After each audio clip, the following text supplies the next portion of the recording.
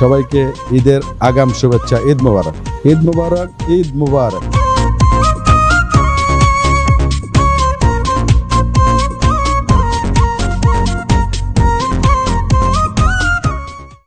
ঢাকা থেকে ফরিদপুরে যাব বেড়ানোর জন্য।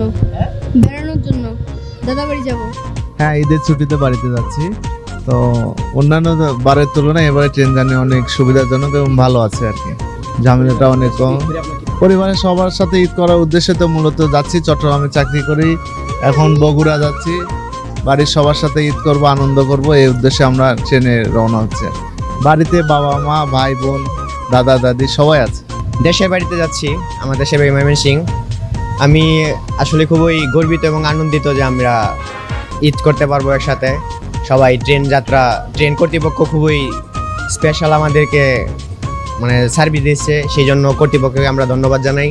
জি, আমার মা আছে, দাদু আছে, ছোট ভাই আছে, তাদের সাথে আমি ইনশাল্লাহ ঈদ করবো।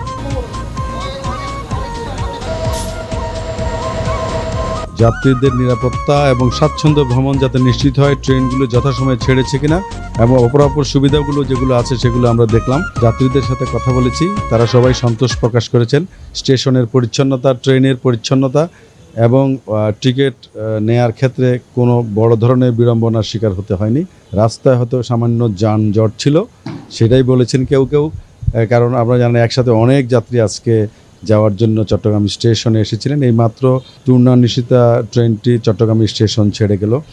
আমরা আশা করছি যে এবারের ঈদ বিগত যে কোনো বছরের চেয়ে স্বাচ্ছন্দ্যের এবং নিরাপদ একটা ঈদ মানুষ ঈদ যাত্রা উপভোগ করতে পারবে।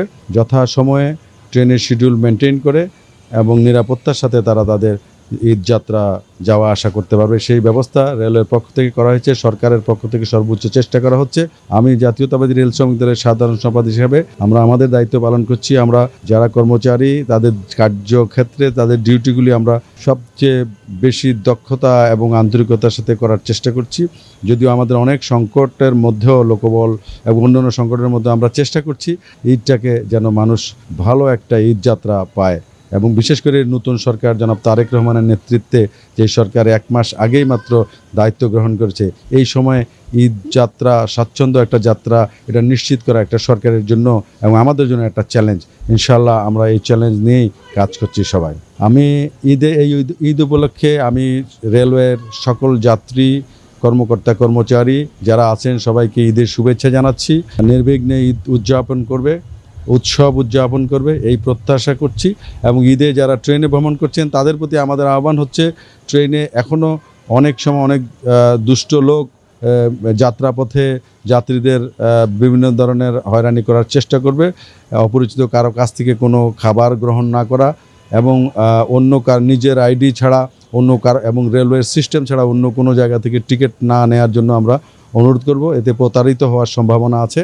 আর যারা শহর ছেড়ে যাচ্ছেন তারা নিজের বাসায় বাড়িতে গ্যাস স্টোভটা যাতে বন্ধ থাকে, তালাবদ্ধ থাকে এবং যথেষ্ট নিরাপত্তা নিজের সিকিউরিটিটা যাতে নিশ্চিত করে নিজের মতো করে এটা যেন তারা যাত্রা করেন, আমরা এই প্রত্যাশা করব। আর বিশেষ করে রেল শ্রমিকরা আমরা এবারের ঈদটাকে আমাদের কাজের একটা বিশেষ দায়িত্ব হিসাবে নিয়ে এটা স্বাচ্ছন্দ্যের ঈদ উপহার দেওয়ার জন্য আমরা সর্বোত্তমভাবে কাজ করছি। ঈদ যাত্রায় সকল দেশবাসীকে আমরা রেলওয়ে শ্রমিক দলের পক্ষ থেকে এবং রেলওয়ের পক্ষ থেকে শুভেচ্ছা এবং অভিনন্দন জানাচ্ছি।